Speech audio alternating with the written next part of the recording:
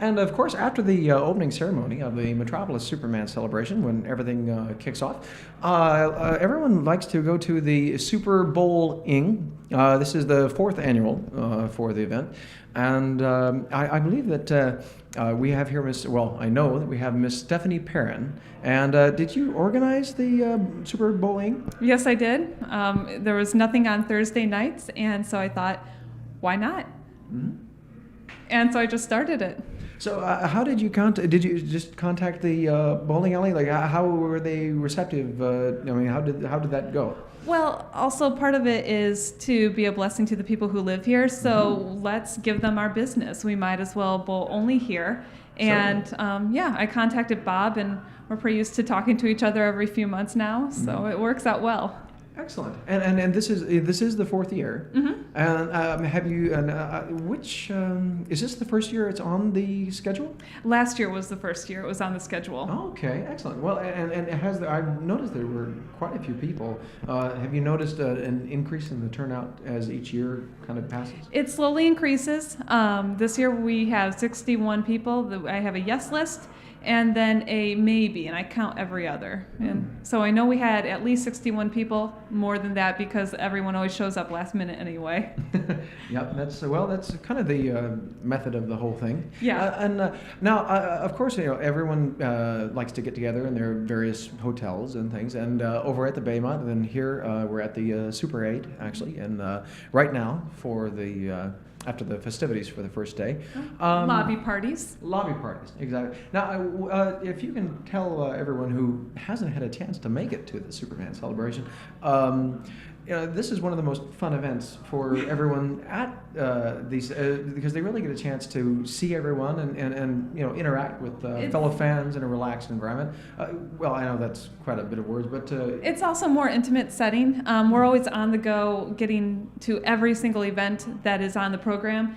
And then there's just too many of us that never get to see each other, talk to each other, really know how you're doing from one year to the next. So we all just got together. I mostly instigated it, but a lot of people obviously help out. And you just come after all the festivities, stop for the night. And there's too many of us that like to stay up late. Mm-hmm. When was your first year for the Superman celebration? 2002. It was a graduation and birthday present and Christmas present, I think, from my parents. Okay. I found out about it in 2001, and we found out it was that weekend, so of course we couldn't go. And I said, well, next year when I graduate, just get me there. You don't have to get me anything. And literally they didn't.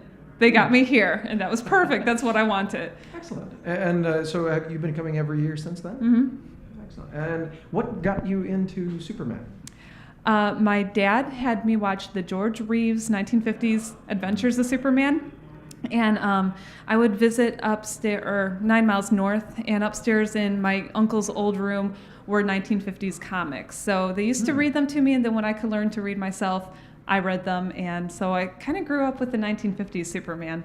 Okay. Yeah. So which of the various live portrayals has that become your favorite, or has it been? He used to be my favorite. It changes with my mood, I guess. Mm-hmm. There's so many times that I have truly appreciated Christopher Reeve, and Brandon Routh has grown on me as well. So it changes, and there's times that Kirk Allen, I'm like, oh my goodness, all the athletic stuff he had to do because there was he had to jump that high. There was no wires, and so I've learned to definitely appreciate him as well. Mm-hmm. Yeah, and a lot of the facial expressions that he can make that were actually right from the comic covers, which were pretty cool. X-ray eyes. Yeah. Like, how else do you show that you're giving an X-ray to something to see on the other side of the mountain? You know. And that was leading me to another.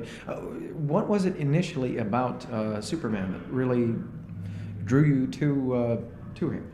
I don't remember. I have a photo of me. I wanted to be Superman when I was 3 for Halloween. So my mom made a Supergirl outfit for my older sister and a Superman outfit for me. I don't remember not liking him, so I'm assuming it was just that's what Dad did, that's what my uncles did, and also it helps that he's primary colors, very bright, very eye-catching for a kid. Yeah. Later on, I totally see Superman as very Christ-like, and since I love Jesus, that works out even more. Well, So, excellent. yeah.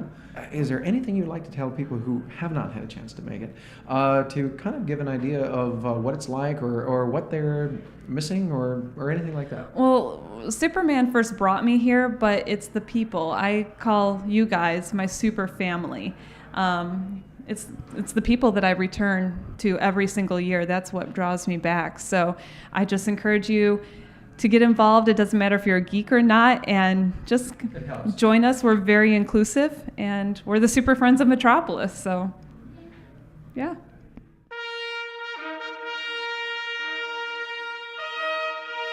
And now, a WGBS News special report. Here is Clark Kent. This is Clark Kent with WGBS-TV News in Metropolis. Behind me is the Players Riverboat Hotel and Casino, and of course being out here on the river, whereas the water has definitely subsided. It looks nice, calm, and peaceful now. That was certainly not the case just about a month ago. Here is Lois Lane. This is Lois Lane, and I'm standing in what was the lobby of the Baymont Hotel, and it's a very sad sight around here. This is the place where many of the fans coming into the celebration stay, and it is almost unrecognizable. There's a lot of people here working hard to get all the damage repaired to help fix the hotel. It probably got about 6 foot. So we actually had to get in and out with a boat. Yeah, so we had to boat out. So the water was totally surrounded. Property was underwater for probably about a week. And it closed my entryways. But the 3rd Street was open for a long time, so we had to actually put gravel and build a road to be able to bring people in. And like I said, everybody that called, or I called them, they were all so nice and, understood. And, I just really miss everyone. We're missing being able to see everybody and interact. But we truly, all my staff, we're going to miss everyone. The seriousness of this whole thing with the flood, I've never seen anything like it. It was scary. A lot of people were afraid. We had a couple of twisters in here, and then a couple of weeks later, all of a sudden we're looking at this flood water, and I'm over here with Americana Hollywood right next to Harrah's. And if you look out at Harrah's at the time, it was like it was on its own island. I mean, it was that far out, and it was deep. Then they announced 5 more feet. Well, I only had room for 2 feet, not 5. Right. Okay. We found out that they were going to blow the levee in Missouri, and it wasn't just Cairo that was saved. There was a lot of towns, including Metropolis and Paducah, that were saved, because I want to tell you something. When they broke that levee, that took 3 feet out of the equation of the rise of the river.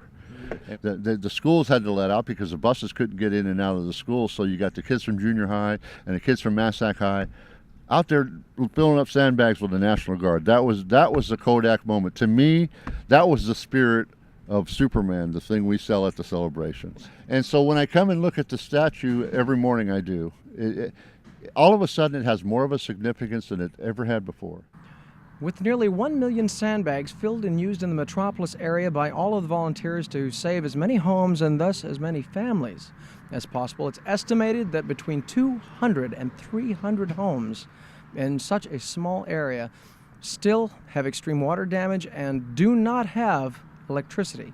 That's quite a few families out of their homes, and it's actually a lot of those families who are the very volunteers helping to save their neighbor.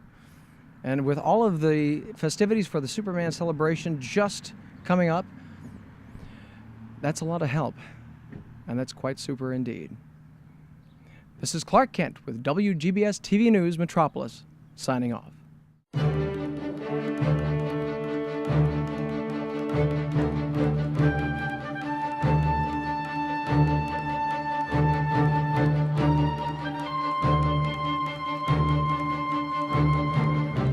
The WGBS News is brought to you by Big Belly Burger, Soda Cola, The Daily Planet, and the Superman homepage. You've been watching WGBS-TV. This concludes our broadcast day.